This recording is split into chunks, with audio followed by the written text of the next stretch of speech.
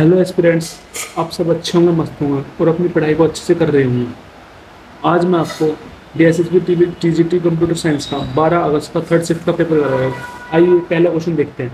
पहले क्वेश्चन में क्या बोल रहा है कि वीर किसी कार्य को 14 घंटे में और मनोज उसी कार्य को 27 घंटे में पूरा कर सकता है। मतलब वीर जो है उस किसी कार्य को 14 घंटे में कर सकता है और मनोज जो है उसी कार्य को 27 घंटे में कर सकता है। तो आनंद की सहायता से उन्होंने वह कार्य 9 घंटे में पूरा कर दिया। मतलब आनंद की सहायता से, जब आनंद ने सहायता की तो इन्होंने मिलकर उस काम को 9 घंटे में कर दिया। मतलब आनंद ने सहायता किसकी की? मनोज की भी, वीर की भी। मतलब तीनों ने मिलकर अगर काम किया तो वो काम कर दिया 9 घंटे में।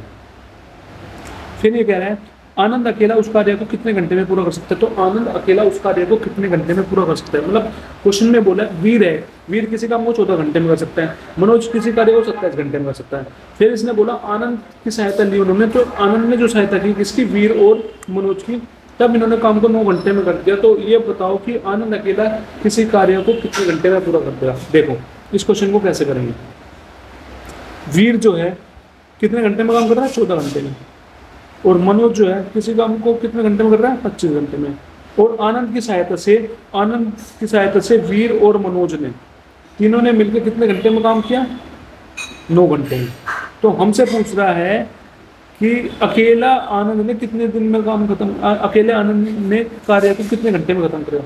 इन तीनों का एलसीएम ले लो तो पता चल जाएगा टोटल वर्क क्या है। तो एलसीएम लो, एलसीएम क्या आ जाएगा? 14 25 सॉरी 27 है, 27। ठीक है, 14 27 और 9। तो 9 से काट दो 14, 9 3 27 और 9 एकम 9। फिर 3 से काट दो 14, 3 एकम 3 और 14 से काट दो 14 एकम 14। ठीक, तो इसका एलसीएम क्या आ जाएगा? 14 इंटू 3 42, 42 के मल्टीप्लाई 9 करें 9 दूनी 18 से लगाए 9 चौक 36 378। टोटल वर्क कितना आ गया? टोटल वर्क आ गया हमारे पास 378। टोटल वर्क कितना आ गया? टोटल वर्क आ गया हमारे पास 378। ठीक, तो 378 के बाद अब देखो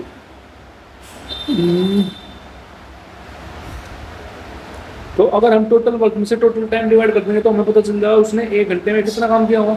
1 घंटे में कितना काम किया? अब 378 को हमने 14 से डिवाइड किया, तो डिवाइड करना तो देखो ऐसे मुश्किल है। तो यहाँ से एलसीएम जो निकाला उससे देख लो। जैसे 14 का पूछ रहा है, 378 को 14 से डिवाइड करना है, तो 14 ये इसको छोड़कर जो बच गया वो उससे कट जाएगा। 9 3 27, तो ये 27 से कट जाएगा। तो मतलब जो है वीर जो है 1 घंटे में कितना काम करता है? 27 यूनिट। अब 378 को 14 से काटना है, तो 14 छोड़ दो, सॉरी 378 को 27 से काटना है, तो 9 3 27, 27 बन गया, बच गया क्या? 14। तो ये 14 से कट जाएगा। तो मतलब जो मनोज है वो 1 घंटे में कितना काम कर रहा है? 14। अब तीनों ने मिलकर कितना है? 9 घंटे में। तो 378 को 9 से डिवाइड करेंगे, 378 को 9 से डिवाइड करेंगे तो 9 छोड़ के बच गया कितना? 14 इंटू 3 42। तो ये 42 1 घंटे में 42 काम कर लेंगे। 1 घंटे में कितना काम कर लेंगे? 42 काम कर लेंगे। ठीक, तो तीनों का काम आ गया। अब हमें निकालना क्या है? अब हमसे पूछा है कि अकेला आनंद जो है पूरा काम कितने घंटे में करेगा, ये पूछ रहा है, समय पूछ रहा है। तो कैसे निकालेंगे समय निकालेंगे टोटल वर्क ऊपर अपोन में आनंद का 1 घंटे का काम नीचे। हमें आनंद का 1 घंटे का काम नहीं पता, हमें ये पता है कि तीनों का मिलकर 1 घंटे में काम कितना है। तो तीनों मतलब आनंद, वीर और मनोज, तीनों का 1 घंटे का काम पता है 42 है। अब उसमें से जो है वीर का 1 घंटे का काम 27 है और मनोज का 1 घंटे का काम 14 है। तो यहाँ से निकल जाएगा आनंद का 1 घंटे का काम क्या हो जाएगा? आनंद का 1 घंटे का काम 27 प्लस 14 कितना बन गया? 41। और 41 प्लस क्या उधर जाके माइनस का हो जाएगा, तो क्या बन गया? 42 माइनस 41 कितना बच गया? 1। तो आनंद का 1 घंटे का काम कितना आ गया? 1। आनंद का 1 घंटे का काम कितना आ गया? 1। तो आनंद का पूछ रहा है कि आनंद कितने समय में टोटल काम खत्म कर रहे हैं। तो टोटल काम कितना? 378। और 1 घंटे, आनंद 1 घंटे में कितना काम करता है? 1। तो 1 से काट दो कितना आ गया? 378। तो 378 घंटे में काम को खत्म कर देगा। तो option second is correct answer. ठीक, नेक्स्ट क्वेश्चन देखो। नेक्स्ट क्वेश्चन क्या बोलता है? एक कक्षा में 17 विद्यार्थियों के औसत अंक 39 है। मतलब एक कक्षा में जो 17 विद्यार्थी है उसका औसत अंक कितना है? 39 है। यदि प्रत्येक विद्यार्थी के अंक दुगुना कर दिया जाए, अगर हर विद्यार्थी के अंक को दुगुना कर दिया जाए तो नया औसत ज्ञात कीजिए। तो नया औसत बताना, मतलब क्वेश्चन में कह रहा है कक्षा में 17 विद्यार्थी है तो उसका जो औसत अंक है वो 39 है। तो हर प्रत्येक विद्यार्थी के अंक उसने क्या कर दिया? दुगुना कर दिया। तो हमें नया औसत बताना है। मतलब हमारा 17 विद्यार्थी का औसत कितना? 39। फिर उसने विद्यार्थी के अंक को दुगुना कर दिया, मतलब जितना उसने हर विद्यार्थी का जितना जैसे उसने हर विद्यार्थी का अंक दुगुना किया है तो उसका जो औसत है वो भी दुगुना हो जाएगा, मतलब जो दुगुना करके आएगा वो उसका नया औसत आएगा।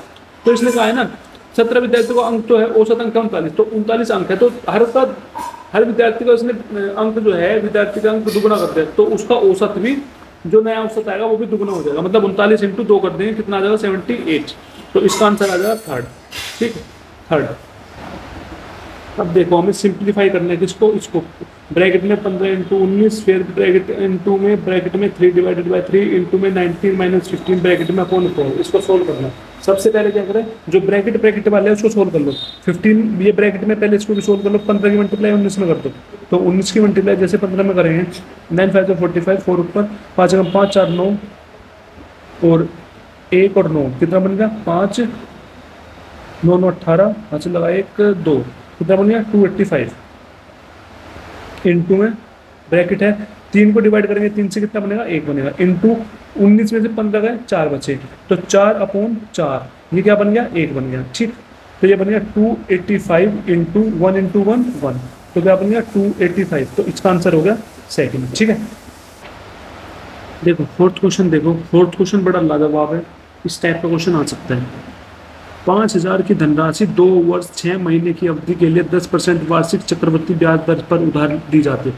मतलब 5000 की जो धनराशि है वो जो है 2 वर्ष 6 महीने के लिए 10% वार्षिक ब्याज दर पर 10% वार्षिक चक्रवृद्धि ब्याज दर पर उधार दिए जाते हैं।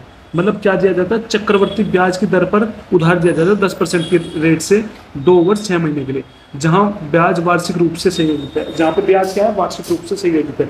तो चक्रवृद्धि ब्याज ज्ञात करना है, तो हमें क्या बताना, चक्रवृद्धि ब्याज बताना है। मतलब क्वेश्चन में बोल रहा है 5000 की धनराशि है, मतलब 5000 क्या है धनराशि, 5000 जब उधार 5000 रुपये उधार लेके लगाए हैं तो इसका मतलब ये हमारा मूलधन होगा। तो 5000 की धनराशि पे 2 वर्ष 6 महीने के लिए अवधि के लिए समय के लिए 10% वार्षिक चक्रवृद्धि ब्याज पर 10% वार्षिक चक्रवृद्धि ब्याज पर उधार दी जाती है। ठीक है, किस रेट से 10% के रेट से, और ब्याज क्या है वार्षिक रूप से संयोजित है। तो हमें चक्रवृद्धि ब्याज बताना है। देख पहले साल जो है 2.5 साल के लिए लगाया, पहले साल, दूसरे साल और तीसरा जो है आधा साल है। ठीक है, पहले साल जो है पूरा रेट लगेगा, पहले साल मतलब पूरे साल 10% वार्षिक चक्रवृद्धि ब्याज दर पर उधार दी जाता है। मतलब जो रेट है 10% है, तो ये जो रेट दिया हुआ है ये पूरा 1 साल का दिया हुआ है रेट, तो रेट पूरे साल का होता है ना। तो पहले साल क्या रेट लग रहा है, पहले साल 10% रेट लग रहा है, दूसरे साल कितना रेट लग रहा है, दूसरे साल भी पूरा 10% रेट है। जो तीसरा साल है, तीसरा साल पूरा नहीं है, वो आधा साल है, मतलब 6 महीने, तीसरे में 6 महीने, पूरे 1 साल नहीं है। पूरे 1 साल के लिए जो रेट था वो था 10। अब ये बात कर रहा है आधे साल की, मतलब 6 महीने की। तो जब पूरे साल का ब्याज 10 था तो आधे साल का कितना हो जाएगा 5%, कितना हो जाएगा 5%। अब हमें चक्रवृद्धि ब्याज निकालना, निकाल दो। 10% की फ्रैक्शन क्या होती है, 10% की फ्रैक्शन होती है भाई 1/10। अगर ऐसे याद नहीं है तो 10% हटा के 100 लगा दो, 1 0 से 1 0 कर दो, 1/10 आ। ठीक, और अब 5% की फ्रैक्शन क्या हो जाएगी, 5% की फ्रैक्शन हो जाएगी या तो 1/20 सीधा याद हो, अगर याद नहीं है तो 5% हटा के 100 काट दो, 5 × 5 5 20 जा, तो 1/20। तो पहले साल 10% के रेट से ब्याज लग रहा है, तो मतलब पहले साल क्या हुआ 10 से 11 हो गया। ठीक, दूसरे साल भी 10% ब्याज लग रहा है, 10% का ब्याज लग रहा है, तो दूसरे साल भी 10 से 11 होगा। ठीक, तीसरे साल जो है वो 6 महीने के लिए लगा है, आधे साल के लिए लिया, कितना 5%, 5% की फ्रैक्शन है 1/20, मतलब वो कितना होगा 20 से ब्याज लग के कितना होगा 21 हो जाएगा। ठीक, तो इसकी मल्टीप्लाई करेंगे 20 × 10 × 10 कितना बनेगा 2000, कितना बनेगा 2000। अब 11 × 11 × 21 करेंगे, वो कितना बनेगा 11 11 जो होता है 121, तो 121 की मल्टीप्लाई कर दो 21 में, क्या बन जाएगा 242, तो 1452 क्या बन गया 2541। ठीक है, जो ये हमारा होता है, ये हमारा होता है मूलधन प्रिंसिपल। ठीक, और जो ये होता है हमारा होता है अमाउंट, ये होती है हमारी मिश्र धन। ठीक, और इन दोनों का अंतर क्या होता है, इन दोनों का अंतर होता है हमारा चक्रवृद्धि ब्याज। तो 2541 में से 2000 घटाएंगे कितना आएगा 541। 541 क्या है हमारा चक्रवर्ती ब्याज, और हमें चक्रवर्ती ब्याज निकालना, मतलब 541 यूनिट की वैल्यू हमें निकालनी है। अब क्वेश्चन में जो हमारा मूलधन है, मूलधन कितना है निकाला हमने 2000, और क्वेश्चन में मूलधन कितना दे रखा है 5000। क्वेश्चन में कितना दे रखा है 5000, तो मतलब 2000 यूनिट की वैल्यू कितनी दे रखी है 5000। एक यूनिट की वैल्यू कितनी है 5000 अपॉन 2000, 3 जीरो से 3 जीरो कटिए कितना बचेगा 5/2। हमें चाहिए क्या 541 की वैल्यू, तो 541 यूनिट की वैल्यू कितनी आ जाएगी 541 इंटू 5/2। ठीक, अब 541 की मल्टीप्लाई कर दो 5 में, 541 की मल्टीप्लाई 5 में करेगा 5 5 5 चौक 20, 5 5 5 चौक 20, अच्छे तक 2 5 5 25 227, कितना आ गया 2705 अपॉन 2। अब इसको कर दो डिवाइड, 2705 को डिवाइड कर दो 2 से, क्या बनेगा 2 एकम 2 खत्म, ये बच गया 705, 2 तिया 6, कितना बच गया 105, ये क्या बनेगा 2 पंजे 10, ये भी खत्म, बच गया 5, 2 दूनी 4, 1 बच गया, 0 लगा दिया तो पॉइंट लग गया, और 2 पंजे 10 कट गया पूरा, तो 1352.5 आ गया। तो चक्रवर्ती ब्याज कितना आ गया 135 क्या आया 1352.5। तो कौन सा ऑप्शन है, option third is correct answer. ठीक है, आई होप समझ में आया होगा, ये क्वेश्चन बड़ा इजी था। अब पांचवा क्वेश्चन देखो, पांचवा क्वेश्चन क्या बोल रहा है, पांचवा क्वेश्चन बोल रहा है यदि दो अर्धगोले का आयतनों का अनुपात 64:125 है, यदि दो अर्धगोले हैं उनका आयतनों का अनुपात दे रखा है 64:125, तो उनके संपूर्ण पृष्ठीय क्षेत्रफल का अनुपात कितना होगा। तो हमसे पूछ रहे हैं उसके संपूर्ण पृष्ठीय क्षेत्रफल का अनुपात कितना होगा, ये पूछ रहे हैं। मतलब दो अर्धगोले है, उसका आयतन का अनुपात तो दे रखा है 64:125, फिर उसका क्या पूछ रहा है, उसके संपूर्ण पृष्ठीय क्षेत्रफल का अनुपात कितना होगा वो पूछ रहा है। तो सबसे पहले तो फॉर्मूला देख लो, तो किसी भी अर्धगोले का आयतन का फॉर्मूला क्या होता है, वो होता है 2/3 पाई आर की क्यूब। ठीक, ये फॉर्मूला होता है आयतन का। और जो संपूर्ण पृष्ठीय क्षेत्रफल है, संपूर्ण पृष्ठीय क्षेत्रफल का जो फॉर्मूला है अर्धगोले का, वो होता है 3 पाई आर स्क्वायर। ठीक, तो इसने क्वेश्चन में पहले क्या बोला, दो अर्धगोले का जो आयतन का अनुपात है वो कितना दे रखा है 64:125। मतलब पहला आयतन अर्धगोले का और दूसरा आयतन, इनका अनुपात दे रखा है 64:125। तो आयतन का फॉर्मूला क्या होता है, क्या होता है आयतन का फॉर्मूला, ये होता है 2/3 पाई r1 की क्यूब, पहला वाला आयतन का ये होगा 2/3 पाई r2 का क्यूब इज इक्वल टू 64/125। ठीक, तो 2/3 से 2/3 कैंसिल, पाई से पाई कैंसिल। ठीक है, तो यहाँ से क्या बच गया r1 की क्यूब अपॉन r2 की क्यूब इज इक्वल टू 64/125। तो हमें यहाँ से त्रिज्या निकालने पहले वाले अर्धगोले की, दूसरे वाले की, तो r1 अपॉन r2 निकालने हैं। तो इसका मतलब है इसका क्या लेना पड़ेगा, हमें क्यूब रूट लेना पड़ेगा 64 का और 125 का। ठीक, 64 का 125 का, या तो आपको सीधा याद होगा, अगर या तो सीधा याद होगा 64 का क्यूब रूट होता है 4, तो r1 upon r2 is equal to 64 का क्यूब रूट होता है सीधा 4 और 125 का क्यूब रूट होता है 5। अगर आपको याद नहीं है तो इसको करने का सिर्फ एक ही तरीका है, वो क्या है, दूसरा तरीका ये है 64 का फैक्टर कर लो, 64 का कर लो फैक्टर, 2 32 जा, 2 16 जा, 2 8 16, 2 चौक 2 दूनी और 2 एकम। अब 2 का पेयर बना लो, क्योंकि सॉरी क्यूब रूट है ना, क्यूब रूट का मतलब होता है 3 का पेयर बना लो। कितने का 3 का, 3 का पेयर एक ये बन गया और 3 का पेयर एक ये बनेगा। मतलब इन 3 के पेयर में से एक उठा लेंगे, इस वाले में से 1 2 उठा लेंगे और इस वाले में से 1 2 उठा लेंगे, कितना बनेगा 2 दूनी 4, आ गया 4। ऐसे 125 है, 125 का निकाल लो, 125 का निकालेंगे फैक्टर, 5 2 10, 5 पंजे 25 और 5 पंजे 25 और 5 एकम 5, तो क्यूब रूट है 3 का पेयर बना लेंगे, 3 का पेयर बनाना 1 उठा लेंगे, कितना आ गया 5, 4/5 आ गया। इतना आपको समझ में आ गया होगा। तो मतलब कि त्रिज्या पहले अर्धगोले का जो त्रिज्या है वो 4 है, दूसरे अर्धगोले की त्रिज्या है 5 है। ठीक, अब देखो हमें निकालना क्या है, हमें निकालना है उनके संपूर्ण पृष्ठीय क्षेत्रफल के अनुपात निकालना है। संपूर्ण पृष्ठीय क्षेत्रफल का फॉर्मूला क्या होता है 3 पाई आर स्क्वायर, ये होता है ना। तो मतलब क्या लिख सकता हूँ मैं 3 पाई r1 का स्क्वायर अपॉन 3 पाई r2 का स्क्वायर। 3 से 3 कट गया, पाई से पाई कट गया। ठीक है, मतलब त्रिज्या 1 का स्क्वायर करते हैं, r2 का स्क्वायर करते हैं। r1 कितने 4, 4 का स्क्वायर 16 अपॉन r2 मतलब 5, 5 का स्क्वायर 25, 16 अनुपात 25 आ गया। तो option third is correct answer. ठीक है, अब छठा क्वेश्चन देखो, छठा क्वेश्चन क्या बोल रहा है, एक घनाभ की लंबाई चौड़ाई और ऊंचाई का योग 29 मीटर है। मतलब एक घनाभ है, उसकी लंबाई चौड़ाई और ऊंचाई का योग दे रखा है 29 मीटर। यदि इसके विकर्ण की लंबाई 17 मीटर है, तो अगर उसके विकर्ण जो है, उसके विकर्ण की लंबाई दे दी 17 मीटर, तो घनाभ का संपूर्ण पृष्ठीय क्षेत्रफल ज्ञात कीजिए। मतलब क्वेश्चन में ये बोल रहा है, एक घनाभ है जिसकी लंबाई चौड़ाई और ऊंचाई का योग दे दे 29 मीटर और उसके विकर्ण की लंबाई दे दी 17 मीटर, तो घनाभ का संपूर्ण पृष्ठीय क्षेत्रफल निकालना है। तो आपको पता है संपूर्ण पृष्ठीय क्षेत्रफल निकालने का घनाभ का फॉर्मूला क्या होता है, संपूर्ण पृष्ठीय क्षेत्रफल निकालने का फॉर्मूला क्या होता है, किसका, घनाभ का क्या होता है, 2LB plus BH plus HL। L होता है लंबाई, B चौड़ाई और H ऊंचाई। ठीक है, मतलब क्या फॉर्मूला होता है, 2 into LB plus BH plus HL। इसकी वैल्यू हमें निकालनी है क्वेश्चन में। अब देखो क्वेश्चन में क्या क्या बोला है। क्वेश्चन में बोला है कि जो लंबाई चौड़ाई और ऊंचाई है उसका योग दे रखा है 29 सेंटीमीटर। मतलब लंबाई प्लस चौड़ाई प्लस ऊंचाई की वैल्यू दे रखी है 29 मीटर। ठीक, फिर क्वेश्चन में बोला इसका विकर्ण की लंबाई दे दी इतनी। तो आपको पता है किसी भी घनाभ की जो फॉर्मूला होता है विकर्ण निकालने का, वो विकर्ण निकालने का फॉर्मूला होता है विकर्ण इज इक्वल टू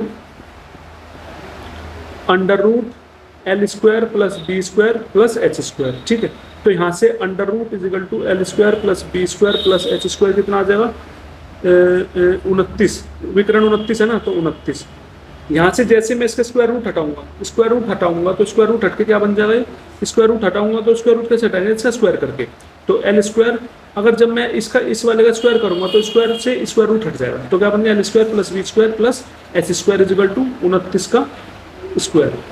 29 का कह रहा, सॉरी 29 तो गलत लिख दिया, 17 है ना, इस विकर्ण दे रखा 17, तो 17 का स्क्वायर। तो 17 का स्क्वायर या तो निकाल लो, या तो सीधा याद होना चाहिए आपको, वो होता है 289। अगर याद नहीं है तो करके देख लो 17 के मल्टीप्लाई इस तरह में, तो 7 7 49 और ऊपर 7 7 4 11 1 और 7 कितना बन गया, 289 बन गया। कितना बन गया, 289। ठीक है, 289 बन गया। अब देखो आगे कैसे करते हैं इस क्वेश्चन को।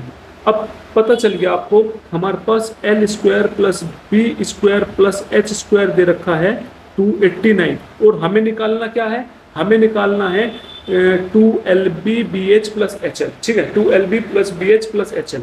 तो यहाँ से जब भी कोई चीज़ ऐसी हो ना, यहाँ से जब भी कोई ऐसी चीज़ दे दे कि L square plus B square plus H square की वैल्यू दे रखी हो और हमें निकालनी क्या हो, L square plus B square plus H square की वैल्यू दे रखी हो और L plus B plus H की वैल्यू दे रखी है, और हमसे पूछा 2LB plus LBH plus HL की वैल्यू निकालनी हो। समझना ऐसी चीज में क्या करो, अगर हमें क्वेश्चन में दे रखा हो L square plus B square plus H square की वैल्यू दे रखी हो और L plus B plus H की वैल्यू दे रखी हो, और हमसे बोले क्वेश्चन में कि हमें निकालना है संपूर्ण क्षेत्रफल निकालना है, 2LB plus BH plus HL निकालना ना, तो अगर हमें L square plus B square plus H square की वैल्यू दे रखी हो, L plus B plus H की वैल्यू दे रखी हो, और हमें निकालना हो 2LB plus BH plus HL की वैल्यू, तो इसका एक सीधा फॉर्मूला है, वो आपको याद रखना है। क्या है कि L plus B plus H का होल स्क्वायर क्या होता है, L square plus B square plus H square plus 2 into LB plus BH plus HL, ये फॉर्मूला होता है। ठीक, ये फॉर्मूला अब इसमें उठा के रख दो। L plus B plus H की वैल्यू क्या दे रखी है, हमें देखो दे रखी है L plus B plus H की वैल्यू कहाँ दे रखी है, L plus B plus H की वैल्यू दे रखी है 29। ठीक है, कितनी 29, तो हम कर देंगे 29 का square is equal to L square plus B square plus H square की वैल्यू देखिए कितनी 289 प्लस क्या 2 into LB plus BH plus HL। तो ये हमें निकालना है क्योंकि हमें संपूर्ण क्षेत्रफल ही निकालना, वो यही होता है। ठीक, तो यहाँ से अब आप सोल्व करेंगे, 29 का स्क्वायर कर लो, 29 का मैं स्क्वायर करूंगा, 29 का स्क्वायर क्या आ जाएगा, 29 इंटू 29 तो 9 9 81, आज से लगा 8, तो 9 दूनी 18, 18 26, तो 9 दूनी 18, हाथ से लगा 1, 2 दूनी 4, 1 5, कितना बन गया 1 6 8 14, हाथ से लगा 1 5 2 7 1 8, 841, कितना बन गया 841। अब ये प्लस में उधर जाके माइनस में चले जाएगा तो 289। ठीक, इज इक्वल टू कितना आ गया 2 into LB plus BH plus HL। ठीक, तो अगर हम इसमें से इसको माइनस करेंगे, माइनस करने पे क्या आ जाएगा, माइनस कर दो 841 में से 289, तो 11 में से 9 गए 2 बचे, 13 में से 8 गए 5 बचे, 7 में से 2 गए 5 बचे। तो हमारे पास 2 into LB plus BH plus HL की वैल्यू क्या आ गई 552। तो ये 552 क्या है, संपूर्ण पृष्ठीय क्षेत्रफल का आया वैल्यू। तो हमारा 552 कौन से ऑप्शन में, देखना जरा कहाँ है क्वेश्चन, ये रहा। तो option second is correct answer. I hope समझ में आया है क्वेश्चन, ठीक है। अब देखो 8वां क्वेश्चन देखो, 8वां क्वेश्चन क्या दे रखा है, 8वां दी वैल्यू ऑफ, इसकी वैल्यू निकालनी है हमें, इसकी वैल्यू निकालने। मैंने क्या बताया है, जब भी इस टाइप का क्वेश्चन हो, जब भी इस टाइप का क्वेश्चन हो, उसकी पावर में कुछ हो, पावर में दे रखा हो, उसके पावर में दे रखा हो, कुछ ना कुछ पावर में दे रखा हो, और पावर में भी नीचे भी दे रखा हो, तो ऐसे केस में बस सिर्फ आपको एक चीज ध्यान रखनी है। एक तो ये रखनी है कि जो पावर में नीचे होता है उसको खत्म करना है, ठीक है। जो पावर में नीचे होता है उसको खत्म करना है, जहां पे भी पावर में नीचे दे रखा है तो उसको खत्म करना है। और जो उसका बेस है, बेस को सेम बनाना है। मतलब जैसे 15625 है और 64 है, इनका बेस सेम बनाना है। जैसे 5/8 है, 625 है, इनका बेस सेम बनाना है। और जो पावर में नीचे की तरफ है, जैसे 2 नीचे है, इधर 4 नीचे है, तो इसको खत्म करना है। वो खत्म कैसे करेंगे, इन जो ये वैल्यू दे रखी है हमें, इसका फैक्टर निकाल के उसको पावर में करके, जो पावर में ऐसे करके कि 2 कट जाए आराम से, ठीक है। तो कैसे करेंगे, सबसे पहले 15625 को क्या लेंगे, 15625 का लेना पड़ेगा, हमें फैक्टर करना पड़ेगा। 15625 का फैक्टर करेंगे, 5 से कट जाएगा, 5 3 15, 5 एकम 5, 1 बच गया, 5 दूनी 10, 2 बच गया, 5 पंजे 25। फिर 5 से कट जाएगा, 5 6 30, 1 बच गया, 5 दूनी 10, 2 बच गया, 5 पंजे 25। फिर 5 से काट दो, 5 एकम 5, 5 दूनी 10, 2 बच गया, 5 पंजे 25। फिर काट दो, 5 दूनी 10, 2 बच गया, 5 पंजे 25। फिर कट गया किससे, 5 से, 5 पंजे 25, और फिर कट गया 5 से, 5 एकम 5। तो कितने 5 हैं, 1 2 3 4 5 और 6, 6 5 हो गए। तो मैं इसको लिख सकता हूँ 5 की पावर 6। तो 5 की पावर 6 लिख दिया, अपोन में 64 है, तो 64 का कर लो, 64 का फैक्टर। तो 2 8 2 3 2 3 6, 2 दूनी 4, 2 एकम 2, 1 बच गया, 2 6 12, 2 8 16, 2 चौक 8, 2 दूनी 4 और 2 एकम 2, 1 2 3 4 5 6, कितने 2 बन गए 6। तो 2 की पावर 6 लिख सकता हूँ मैं इसको, और इसकी पावर कितनी है -3/2, ठीक। इनटू में जैसे 5 है और 8 है, तो 5 तो टूट नहीं सकता, और 5 को ऐसे लिख दो, तो 8 तो टूट सकता है ना, 8 का फैक्टर कर लो। मतलब जो जितना टूट सकता है उसे उतना तोड़ो। जैसे 8 है तो 8 को तोड़ लो, 2 चौक 8, 2 दूनी 4 और 2 एकम 2, 2 की कितने बन गए 3। तो मैं इसको लिख सकता हूँ 2 की पावर 3 और इसकी पावर 3, ठीक। अब देखो इसमें भी 5 आ रहा है, इसमें भी 5 आ रहा है, इसमें भी 2 आ रहा है, इसमें भी 2, मतलब बेस सेम चल रहा है ना, बेस सेम आ रहा है ना। डिवाइड में करना है। अब 625 है, अब इस 625 का फैक्टर निकालो। क्या निकालो, 625 का फैक्टर निकालो। निकालते 625 का फैक्टर। अब 625 का फैक्टर निकालो, 5 एकम 5, 5 दूनी 10, 5 पंजे 25, 5 दूनी 10, 5 पंजे 25, 5 पंजे 25 और 5 एकम 5, तो कितना बन गया 5 की पावर 4। तो इसको मैं क्या लिख सकता हूँ, इसको मैं लिख सकता हूँ 5 की पावर 4। तो क्या बन गया 5 की पावर 4 की पावर -3/4। अब आपको पता है कि इसकी पूरी की पावर -3/2 है, मतलब ये पावर 5 की पावर 6 की भी है और यही पावर 2 की पावर 6 की भी है। अब पावर के ऊपर पावर है, तो जब भी पावर के ऊपर पावर हो वो मल्टीप्लाई हो जाती है आपस में। तो क्या बन जाएगा 5 की पावर 6 इंटू -3/2 अपॉन 2 की पावर 6 इंटू -3/2 इंटू में ऐसे ही है। ये जो पावर है 5 की भी है और 3 की भी है, तो 5 की पावर 3 लिख सकते हैं हम, इसको लिख सकते हैं। पावर की पावर है तो मल्टीप्लाई हो जाएगी, तो 2 की पावर 9 हो जाएगा, ठीक है। 3 इंटू 3 9। डिवाइड में 5 की पावर में पावर है तो मल्टीप्लाई कर देंगे, 4 इंटू -3/4, ठीक। अब आगे क्या सोल्व करें, अब देखो 2 से कट जाएगा, 2 3 6, तो क्या बन गया 3 इंटू -3 -9, तो 5 की पावर क्या बन गया -9 अपॉन 2 से कट गया, 2 3 6, तो 3 इंटू -3, 2 की पावर -9, ठीक। इंटू में है 5 की पावर 3 अपॉन 2 की पावर 9। डिवाइड में है क्या, 4 से कट गया 4, क्या बन गया 5 की पावर -3, ठीक। अब जो भी मतलब जो भी पावर माइनस में है उसको प्लस में कन्वर्ट कर लो। मतलब कभी भी हमें पावर को भी माइनस में नहीं रखना है, उसको भी कन्वर्ट कर लो। कैसे कन्वर्ट करोगे, इसका रेसिप्रोकल करके ऊपर वाले को नीचे ले आओ, नीचे वाले को ऊपर ले जाओ, तो क्या बन जाएगा 2 की पावर 9 अपॉन 5 की पावर 9 इंटू 5 की पावर 5⁻³ अपॉन 2⁻9। अब देखो डिवाइड में है 5⁻³ है, इसको नीचे ले जाओ 5⁻³ बन जाएगा। ठीक, अब देखो 2⁻9 से 2⁻9 कट गया। अब यहाँ से बच गया 5⁻³ divided by 5⁻9। 5⁻³ upon divided by 5⁻9, ये डिवाइड में है तो इसको मल्टीप्लाई में कन्वर्ट कर लेंगे। मल्टीप्लाई में कन्वर्ट करते क्या हो जाएगा, ये ऊपर चला जाएगा, रेसिप्रोकल हो जाएगा, क्या बन जाएगा 5⁻3। ठीक, अब 5⁻3 इंटू 5⁻3 है तो बेस सेम है, तो मल्टीप्लाई में तो पावर्स की ऐड हो जाएगी, तो कितने बन जाएगी 5⁻3 + 3 6 और 5⁻9।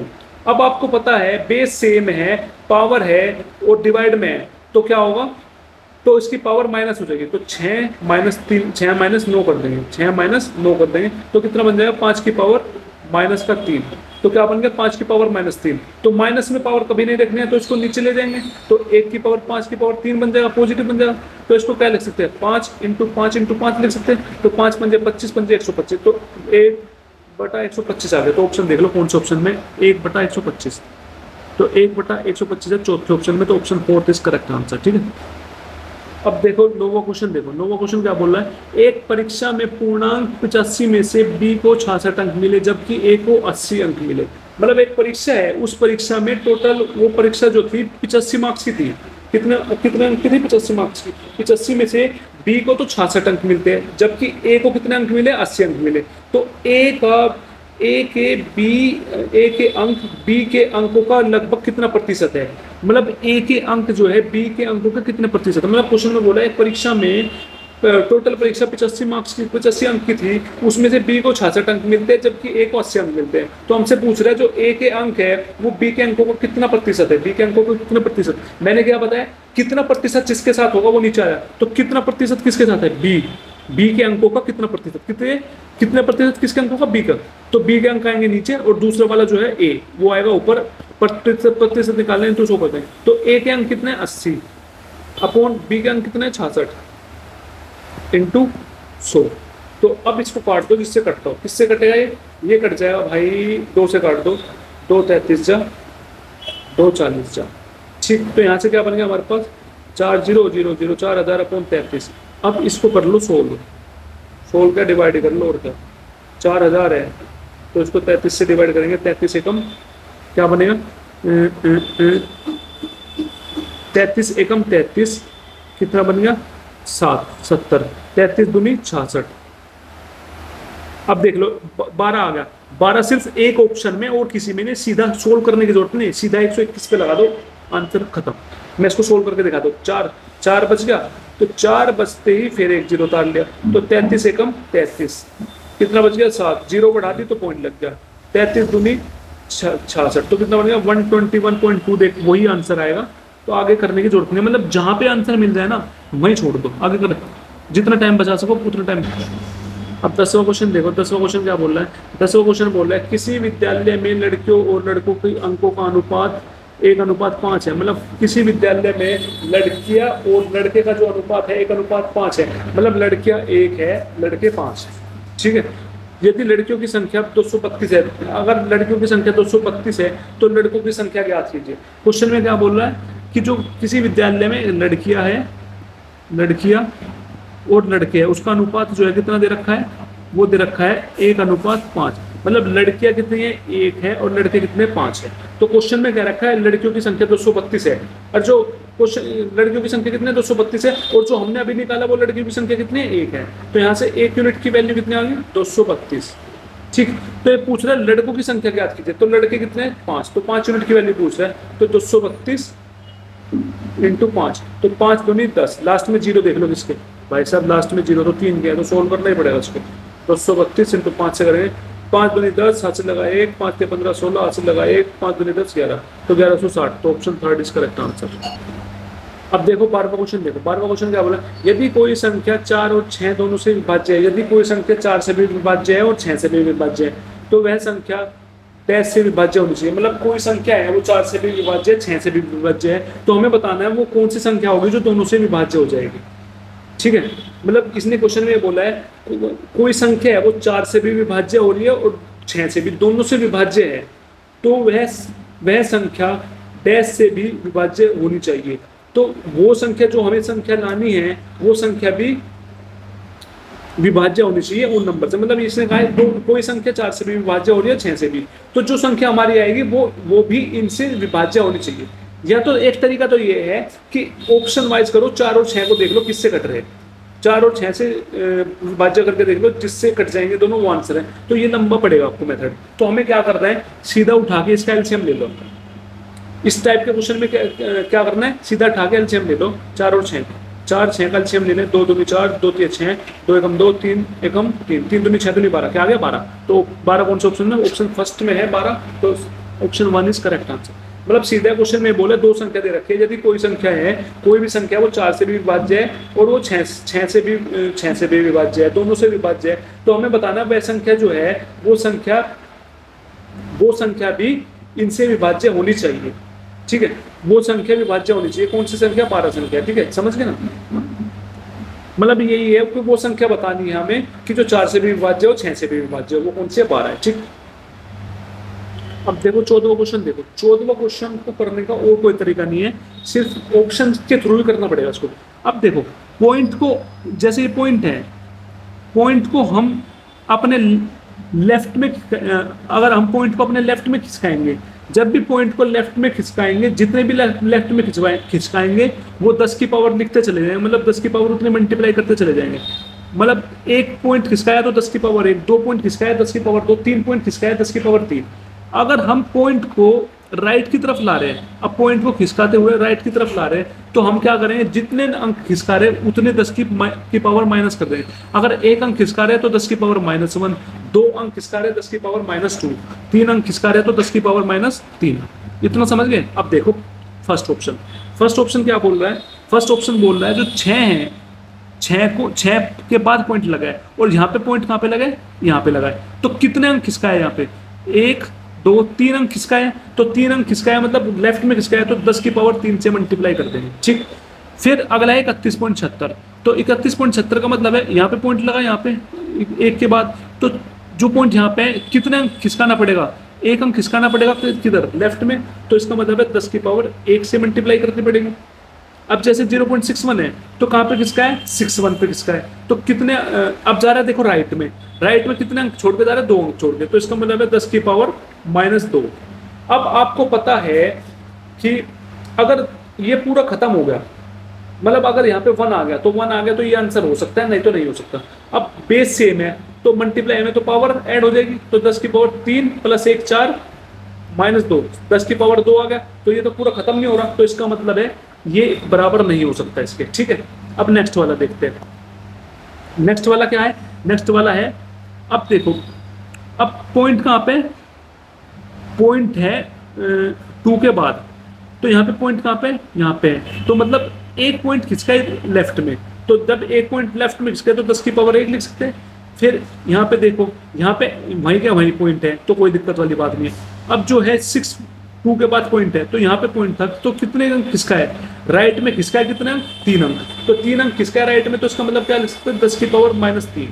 ठीक, तो यहाँ पे बेस सेम है तो पावर ऐड हो जाएगी, तो 1 - 3, तो 10 की पावर -2 आ गया, ये भी नहीं कट रहा, तो इसका मतलब है ये भी इसके बराबर नहीं हो सकता। ठीक है, इतना समझे। अब थर्ड वाला देखो, थर्ड वाला क्या बोल रहा है, अब 6 के बाद पॉइंट है, तो इसका मतलब कितना अंक खिसका है, 1 2 3, 3 अंक खिसका है, वो भी लेफ्ट में, तो 10 की पावर 3 होगा। और 3 पॉइंट है तो लेफ्ट में खिसका है कितने, 2 अंक, तो 10 की पावर 2। अब 612 है तो 2 के बाद पॉइंट है, तो कितना खिसका है, ये खिसका है 1 2 3 पॉइंट खिसका है राइट में, तो इसका मतलब 10 की पावर -3।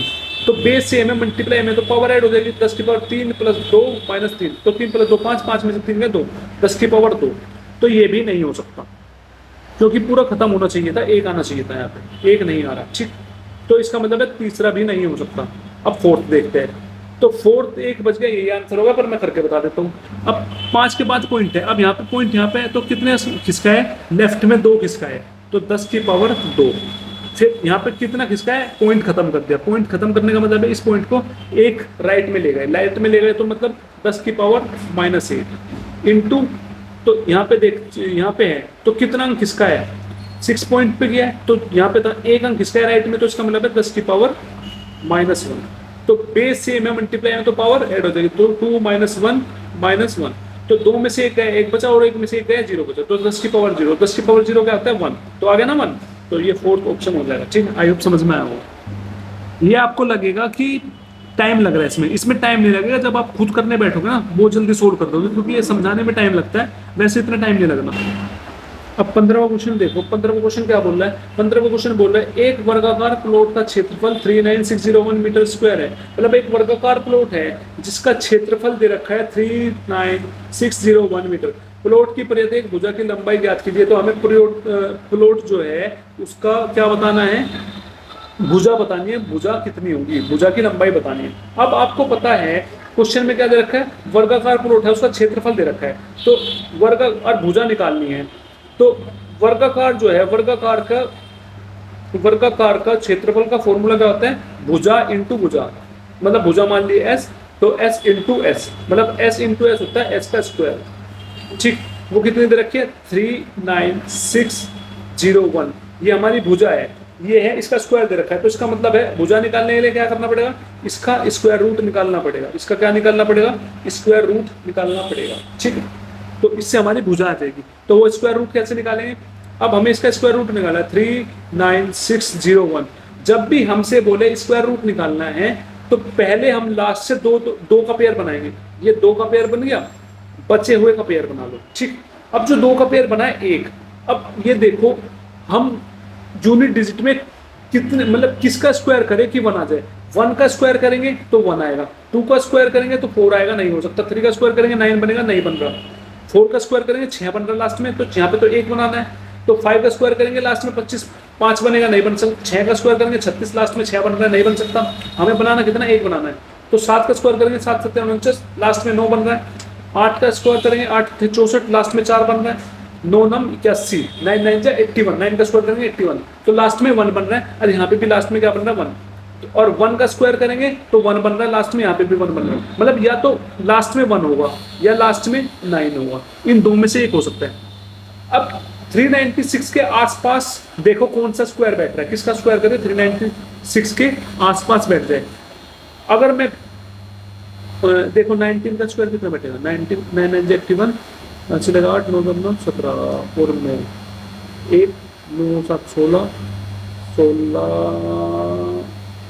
300, मतलब 19 का स्क्वायर करेंगे 361 बैठ रहा है, इससे छोटा बैठ रहा है थोड़ा सा, 19 भी हो सकता है। और 20 का स्क्वायर करेंगे वो बैठ रहा है 400, 20 का स्क्वायर बैठ रहा है 400, मतलब 19 और 20 के स्क्वायर के बीच में बैठ रहा है। तो पर हमेशा जो वैल्यू लेनी है हमें, वो वैल्यू लेनी है इससे छोटी। वो इससे छोटी कौन सी है, 19। 19 का स्क्वायर 361 होता है, तो 361 वाले ले रहे हैं 19। तो या तो आंसर होगा हमारा 191 या आंसर होगा 199। अब वो डिसाइड करेगा ये चीज कि 396 किसके पास है। तो 19 का स्क्वायर करा 361 आ रहा है, 361, और 20 का स्क्वायर करे 400 आ रहा है। तो जो ये 396 है वो किसके ज्यादा नजदीक है, 400 के ज्यादा नजदीक है। किसके ज्यादा नजदीक है, 400।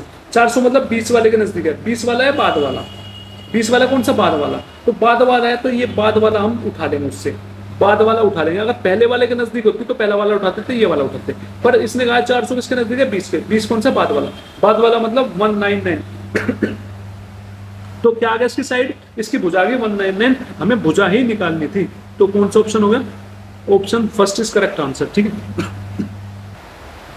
ऐसे मैंने आपको क्यूब रूट निकालना भी बता रखा है। तो क्यूब रूट के केस में कैसे करते हैं, जैसे 39601 है, इसका क्यूब रूट निकालते हैं। क्यूब रूट कैसे निकालेंगे, इस वाले में 3 का पेयर बनाते हैं लास्ट से, स्क्वायर रूट में 2 का पेयर बनाते हैं, इसमें 3, ये 3 का रूट बना, 3 का पेयर बना दें। अगला भी इसमें भी 3 का पेयर बनाने के लिए 0 लगा देंगे, तो 3 का पेयर बिल्कुल एज इट इज मैंने वो किया। ऐसे यहाँ पे करेंगे कि इसमें लास्ट में 1 बन रहा है ना, तो ऐसे ही हम एक एक नंबर की क्यूब करके देखेंगे जिसमें 1 बनेगा। ठीक है, वो करके देखें, मतलब बिल्कुल एज इट इज जैसे हमने वो बताया, बिल्कुल ऐसा का ऐसे ही है। ठीक है, जब अब 16वां क्वेश्चन देखो, 16वां क्वेश्चन क्या बोल रहा है। 16वां क्वेश्चन मेरे को बोल रहा है कि 2019 में अमित की आय 24,200 थी। मतलब 2019 में जो अमित की आय थी वो 24,200 थी। तो उससे प्रत्येक वर्ष 10% की वेतन वृद्धि मिलती है। तो उसको जो है हर साल जो है 10% की वेतन में वृद्धि होती है, उसकी वेतन में 10% की वृद्धि होती है। तो 2021 में उसकी आय कितनी हुई, तो ये पूछा 2021 में कितनी आय, मतलब 2019 में जो अमित की आय थी वो कितनी थी, 24,200, और हर साल जो है 10% की वेतन उसकी बढ़ रही है। तो 2021 में पूछ रहा है, मतलब 2 साल बाद पूछ रहा है। तो 10% का फ्रैक्शन क्या होता है, 1/10। अगर याद नहीं है तो 10% हटा के 100, 1 0 से 1 0 कट गया, 1/10 आ गया। मतलब हमसे पूछ रहे हैं कि उसकी वृद्धि कितनी हुई 2 साल बाद, 2021 में कितनी हुई, तो मतलब 2 साल बाद उसकी कितनी हो जाएगी उसकी तनख्वाह। तो एक चीज देखो, 2019 से स्टार्ट करेंगे तो हर साल कितने बढ़े, 10%। 10% की फ्रैक्शन होती है 1/10। तो पहले साल जो है 2019 से 2020 तक जाने में उसकी जो वेतन है वो कितना हुआ, 10 से 11। फिर उससे दूसरे साल 2020 से 2021 में गए तो उसका वेतन कितना हो गया, 10 से 11। तो 10 × 10 100 और 11 × 11 121। जो ये 100 वेतन आया वो 2019 का वेतन है, और 121 आया 2021 का वेतन है। ठीक है, तो हमसे पूछ क्या रहा है 2021 का, 2021 की आय पूछ रहे हैं, मतलब 121 यूनिट की वैल्यू पूछ रहा है। और क्वेश्चन में हमें 2019 की जो आय दे रखी है वो 24,200 दे रखी है, और जो हमने आय निकाली है 2019 की वो 100 निकाली है। तो मतलब 100 यूनिट की वैल्यू कितनी दे रखी है, 24,200। तो यहाँ से एक यूनिट की वैल्यू कितनी आ जाएगी, 242। हमसे पूछ रही है 1 to 1 की वैल्यू, यूनिट पूछ रहा है 1 to 1 यूनिट की वैल्यू हो जाएगी 242 × 1 to 1। 1 की मल्टीप्लाई 2 में कर लो 2 आ जाएगा। तो लास्ट में जिसके 2 है वो आंसर है, लास्ट में जिसके 2 है सिर्फ एक ऑप्शन में, ऑप्शन 3 इज करेक्ट आंसर। बात खत्म। अब मैं इसको फिर भी सोल्व करके बता देता हूँ। 242 × 1 to 1 की 242, 2 दूनी 4, 2 चौक 8, 2 दूनी 4। तो फिर बन गया हमारे पास 2 4 2। क्या बन जाएगा हमारे पास, 2 4 4 8 8 2 2 12, हासिल लगाए 4 4 8 1 9 2 29282 29282 आ गया ना वही आंसर। ठीक है, देखो 17वां क्वेश्चन देखो। 17वां क्वेश्चन क्या बोल रहा है कि 2 पाइप किसी टंकी को क्रम से 30 घंटे और 15 घंटे में भर सकते हैं। मतलब 2 पाइप है, वो एक पाइप जो है एक टंकी को 30 घंटे में भर सकता है, जो दूसरा पाइप है उस टंकी को 15 घंटे में भर सकता है। तो एक निकासी पाइप पूरी तरह से भरी हुई टंकी को 18 घंटे में खाली कर सकता है, और एक पाइप जो है, एक निकासी पाइप है, वो पूरी टंकी को 18 घंटे में खाली कर सकता है। तो जब तीनों पाइप खुले हो तो टंकी को 9 घंटे में भर सकते हैं। जब तीनों पाइप एक साथ खुले हो तो वो पूरी टंकी को 9 घंटे में भर सकते हैं। तो टी का मान याद कीजिए, तो टी का मान बताना है। अब क्वेश्चन में क्या बोला, 2 पाइप है, पहला पाइप तो 30 घंटे में भर सकता है, दूसरा पाइप 15 घंटे में भर सकता है। तो दोनों, एक उसमें से एक निकासी पाइप तीसरा है, वो टंकी को 18 घंटे में खाली कर सकता है। तो तीनों पाइप को एक साथ खोल दिया, खोलने के बाद वो कितने घंटे में भर देंगे टंकी को, 90 घंटे, 9 घंटे में पूरी टंकी भर देंगे। तो टी की मान ज्ञात कीजिए। तो अब देखो, जो पहली टंकी है ए टंकी है, उसे को 30 घंटे में भर रही है, जो दूसरी टंकी बी है उसको 15 घंटे में भर दिया, और जो तीसरी टंकी सी है उसको जो है खाली कर दिया वो 18 घंटे में। ठीक, इसका जो एलसीएम है वो एलसीएम आ जाएगा इसका क्या, इसका टोटल वर्क। तो टोटल वर्क सीधा हमने इसकी मल्टीप्लाई कर दी, तो टी × 15 × 18, ये आ गया हमारा टोटल वर्क, ये आ गया टोटल वर्क। ठीक, ये आ गया हमारा टोटल वर्क। ठीक, तो अब देखो, अब टोटल वर्क में से टोटल टाइम घटा देंगे तो हमें पता चल जाएगा उसने 1 घंटे में कितना काम किया। तो टी × 15 × 18 को टी से डिवाइड करेंगे तो कितना बन जाएगा, 15 × 18, और टी × 15 × 18 को 15 से करेंगे कितना बन जाएगा, 18 टी। और जो ये पानी खाली कर रहा है तो इसलिए माइनस लिया क्योंकि पानी खाली कर रहा है वो, तो टी × 15 × 18 से करेंगे कितना बन जाएगा, 15 टी, वो भी माइनस का। ठीक, अब चीज इतना समझ में आई। तो यहाँ से जो है टी × 15 × 18 की मल्टीप्लाई करेंगे, 18 की मल्टीप्लाई 15 में करो, 5 × 8 40, 5 4 4 9 18, कितना बन गया 270। तो टोटल वर्क कितना आ गया, 270 टी। ठीक है, और 18 × 15 कितना आ जाएगा, 270, ये 18 टी और 15 टी। तो इसके बाद बोल रहा है कि जो ए पाइप है वो 1 घंटे में कितना काम कर रहा है, 270 यूनिट, और बी जो है 1 घंटे में 18 टी यूनिट काम कर रहा है, और सी जो है उस पानी भरी हुई को कितना काम कर रहा है, 1 घंटे में -15 टी टंकी को खाली कर रहा है। तो तीनों ने काम शुरू किया, तीनों ने काम शुरू करके उसको 9 घंटे में टंकी भर दी। तो 9 घंटे में टंकी भरने का मतलब पूरी टंकी भर गई, मतलब टोटल वर्क भर गया, टोटल वर्क हो गया वो। और टोटल वर्क 270 है, मतलब तीनों ने टंकी को एक साथ काम कर, मतलब तीनों पाइप ने एक साथ भरना शुरू किया टंकी को। तो तीनों टाइप ने शुरू किया, मतलब तीनों टाइप का जो 1 दिन का काम था, तो 1 घंटे का काम था, उसको जोड़ के जो काम 1 घंटे का ही आया, तो काम कितने घंटे में उसने पूरी टंकी भर दी? 9 घंटे में। तो 9 से मल्टीप्लाई कर देंगे तो वो आ जाएगा उसका टोटल वर्क। और टोटल वर्क हमें दे रखा है, दोनों को बराबर करना। मतलब पहली टंकी जो है 1 घंटे में कितना भर रही है? 270। दूसरी टंकी कितने भर रही है? 18T प्लस 18T कर देंगे। तीसरी टंकी खाली कर रही है तो -15T। मतलब ये तीनों का जो काम, तीनों ने जो 1 घंटे में काम किया वो इतना किया, ठीक। 1 घंटे में काम इतना किया, तो तीनों ने मिलकर 9 घंटे काम किया, 9 घंटे में पूरा काम खत्म हो गया। तो 9 घंटे से मल्टीप्लाई करती तो ये हमारा होगा टोटल वर्क। और टोटल वर्क हमने निकाला क्या? 270T, तो इसके बराबर लिख दो 270T, ठीक। तो अब सोल्व कर देंगे। अब ये 9 है, मल्टीप्लाई में उधर चले जाएगा, डिवाइड में हो जाएगा, इसके नीचे आ जाएगा। तो काट दो, 9 3 70 30 थी, तो हमारे पास क्या आ गया? 270 plus 18T minus 15T 3T आ गया, इज इक्वल टू 30T। ये प्लस में T है, उधर जाके माइनस में हो जाएगा, तो 270 is equal to 30T minus 3T क्या आ गया? 27T। 27T is equal to 270, यहाँ से T की वैल्यू निकालिए, मल्टीप्लाई में उधर जाके डिवाइड में हो जाएगा, 270/27 क्या आ गया? 10। तो T की वैल्यू कितनी आ गई? 10। तो कौन सा ऑप्शन सही है? Option second is correct answer, ठीक है। 18वां देखो, 18वां क्वेश्चन क्या बोला?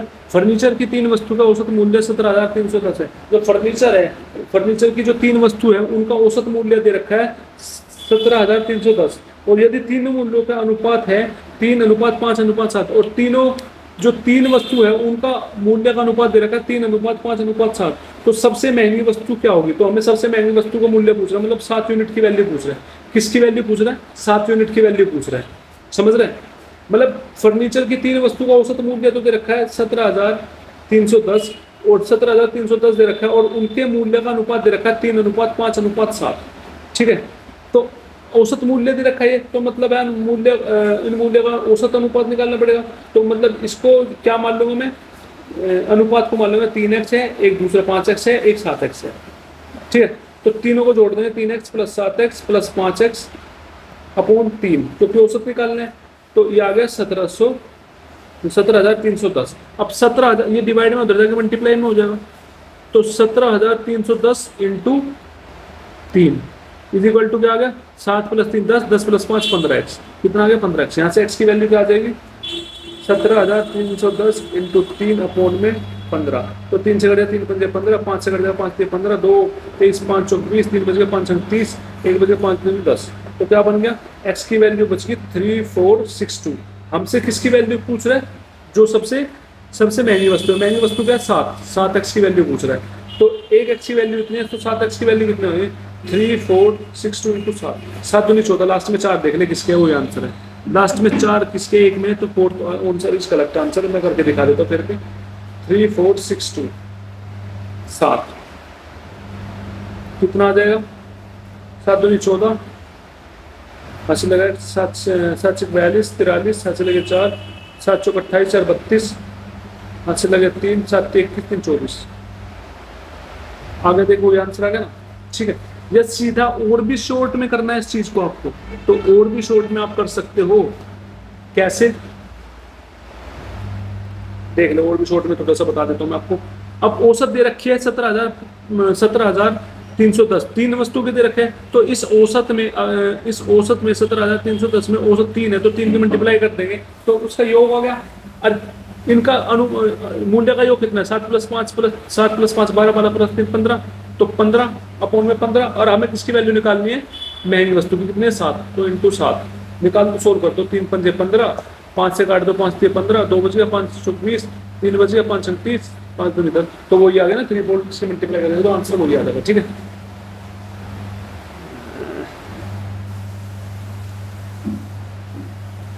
तो गलती करते हैं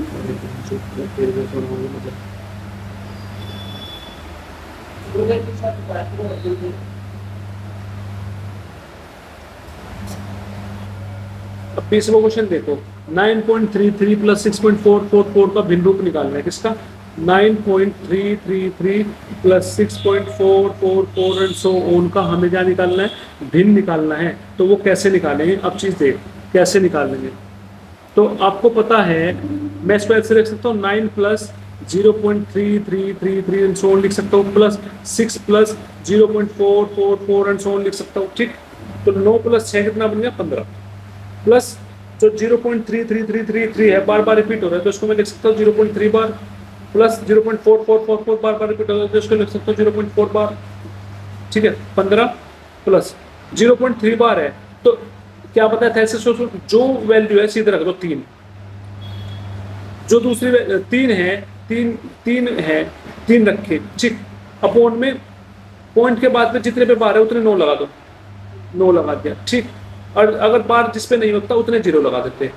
और जैसे 0.3 है, टोटल लिख के 3 में से माइनस कर दो, 3 में से माइनस कर दो जिसपे बार नहीं है, 3 बार किस पे नहीं, 0 पे, 3 माइनस 0, ठीक है, वैसे लिखने की जरूरत नहीं थी। ऐसे ही है 0.4 है तो 4 लिख के माइनस कर दो जिसपे बार नहीं है 0, अपॉन पॉइंट के बाद जितने पे बार है उतने 9, 1 पे बार है 1 9, और 0 पॉइंट के बाद अगर बार नहीं होता तो 0 लगा देते, ठीक है। तो अब हमारे पास क्या बन गया,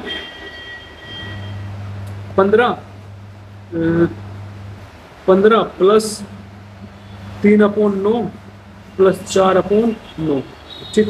तो यहाँ से क्या बन गया हमारे पास, 15 प्लस इसका एलसीएम ले लेंगे 9, और 3 प्लस 4 7, 7/9। अब पूरे का एलसीएम ले लो उठा के, या जैसे 9 ही आएगा ना नीचे क्वेश्चन में, 9 से नीचे 9 आएगा, खाली एक ऑप्शन 9 में सीधा टिक करके आगे बढ़ दो करने की जरूरत नहीं है सोल्व। अब सोल्व कर लो, एलसीएम 9 आएगा, यहाँ पे 1 है तो 1 में कितने मल्टीप्लाई करें, 9 बन जाए 9 से, और 15 में कितना बन जाएगा 135, प्लस 9 है यहाँ पे 9 कितने से मल्टीप्लाई करें, 9 बन जाए 1 से, तो 7 कम 7 तो कितना बन गया 142/9।